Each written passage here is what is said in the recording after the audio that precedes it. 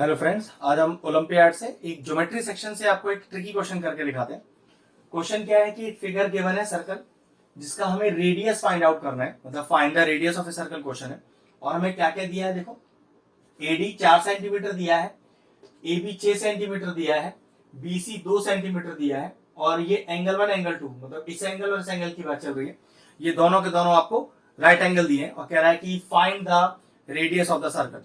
अब छोटे मोटे कंस्ट्रक्शन करने हैं हमें इस क्वेश्चन में, और ये ध्यान रखिएगा ओलंपियाड लेवल के क्वेश्चन कर रहे हैं तो आसान तो नहीं होगा, ट्रिकी तो होगा ही होगा। अब कंस्ट्रक्शन क्या है, इस सीबी को एक्सटेंड करिए, इस सीबी को एक्सटेंड करिए ई तक, फिर इस ए बी को एक्सटेंड करिए एफ तक। और कंस्ट्रक्शन क्या है वो देखिए, मैं एक लाइन ड्रॉ करता हूं डी से जो बिल्कुल पैरेलल है ए एफ के, और नाम दे देते हैं इसका, मान लीजिए डी जी, और एक नाम यहां दे देते हैं एच। अब देखने वाली बात यह है, ये 90 डिग्री है, 290, तो ये समझ लीजिए 3v90 लीनियर पेयर से। और ये जो हमने कंस्ट्रक्शन डीजी किया है वो इस तरह से किया है कि ये एबी के बिल्कुल पैरेलल हो जाए, तो एंगल 190, तो कह सकते हैं कि ये एंगल 390।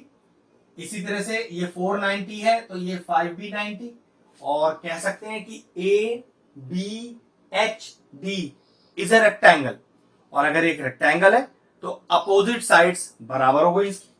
तो अगर ए बी 6 है तो डी एच भी 6 हो जाएगा, ए डी 4 है तो बी एच भी 4 हो जाएगा। ठीक है। अच्छा, ये कंस्ट्रक्शन जो हमने सीई किया है ये इस तरह से किया है कि ये जो सीबी है ये ई एच के बिल्कुल सिमेट्रिकल है, तो अगर सीबी 2 है तो ये भी आपका 2 हो जाएगा। अब मेन जो ढूंढने वाली बात मालूम क्या रह गई है, बी और एफ की दूरी। जैसे ए बी की दूरी 6 है, ऐसी बी एफ की दूरी नहीं पता है मुझे।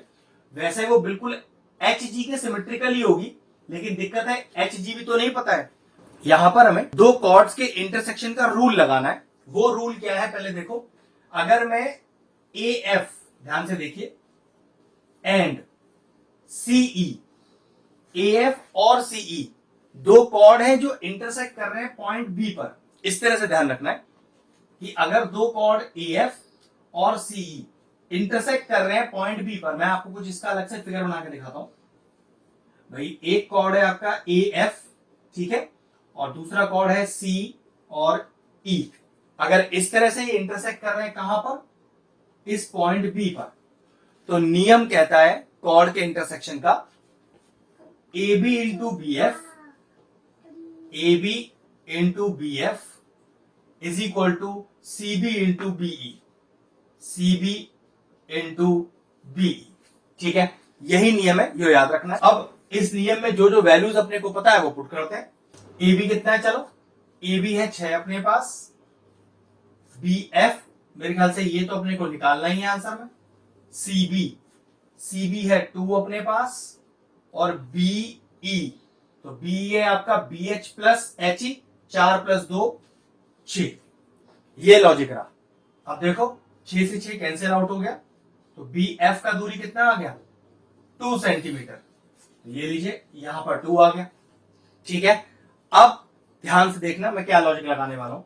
मैं इसे डी एफ को ज्वाइन कर रहा हूं, ध्यान से देखिएगा, मैं इसे डी एफ को ज्वाइन कर रहा हूं। वैसे डॉटेड ही ज्वाइन करना चाहिए था क्योंकि ये मेरा कंस्ट्रक्शन का पार्ट है। ठीक है, अब किस चीज की जरूरत रह गई और किसकी जरूरत हट गई वो मैं दिखाता हूं आपको। इन सब का जरूरत खत्म हो चुका है, क्यों अभी पता चल जाएगा। देखो आपको ये सब हटा लो, यहां से कोई जरूरत नहीं है इसका।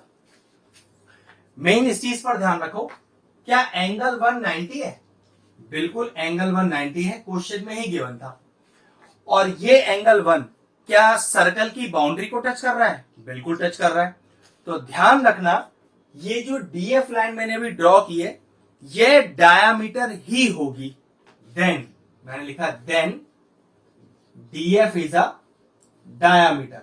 इसको मैं आपको प्रॉपरली समझाता हूं कि अगर एक सर्कल में एक डायामीटर बना होता, ठीक है, अगर एक सर्कल में एक डायामीटर बना होता तो उस डायामीटर पे बनने वाला ट्राइंगल जो सर्कल की बाउंड्री को टच कर रहा हो हमेशा 90 डिग्री होता। ठीक है, इसको मैं और लॉजिकली आपको समझा देता हूं।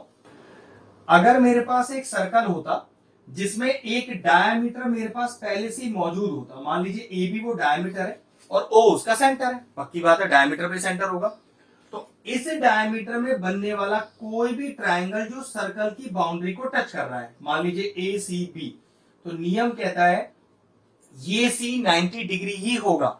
रीजन होता है angle in a semi circle, मतलब डायमीटर सर्कल को दो हिस्सों में डिवाइड करता है, दो सेमी सर्कल्स में। तो उस सेमी सर्कल में बनने वाला कोई भी ट्राइंगल, बस नियम ये होना चाहिए कि वो ट्राइंगल सर्कल की बाउंड्री को टच कर रहा हो, तो वो 90 डिग्री होगा।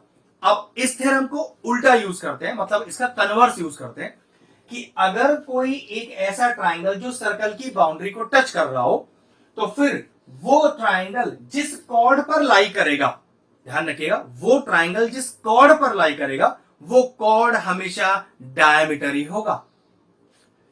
एंगल 1 सर्कल की बाउंड्री को ही टच कर रहा है, और एंगल 1 कौन से कॉर्ड पर बन रहा है, डीएफ कॉर्ड पर। तो कंफर्म हो गया कि डीएफ कॉर्ड एक डायमीटर है। क्लियर हो गया? यही कंसेप्ट था जो मुझे आपको इस क्वेश्चन के लिए सिखाना था। अब क्वेश्चन एकदम आसान है, आपका आंसर फटाफट आ जाएगा। अब DAF ट्राइंगल देखिए, राइट एंगल दिया है ना, तो पक्की बात है पाइथागोरस थ्योरम लगाया जा सकता है। तो चलिए लगाते हैं पाइथागोरस। तो इन ट्राइंगल DAF लगाओ पाइथागोरस। राइट एंगल के सामने हाइपोटेन्यूज होता है, तो DF का square is equal to AD का स्क्वायर प्लस AF का स्क्वायर, यही होता है पाइथागोरस थ्योरम। DF पता नहीं, छोड़ देते हैं इसको। AD 4 दिया हुआ है, तो 4 का square. AF AB plus BF मतलब 6 प्लस 2 8, 8 का square. Now DF square again, 4 4 जा 16, 8 8 जा 64, ऐड करिए तो 6 और 4 10, 6 और 1 7 और 1 8, तो DF स्क्वायर का वैल्यू आ गया 80 और DF आ गया आपके पास √80।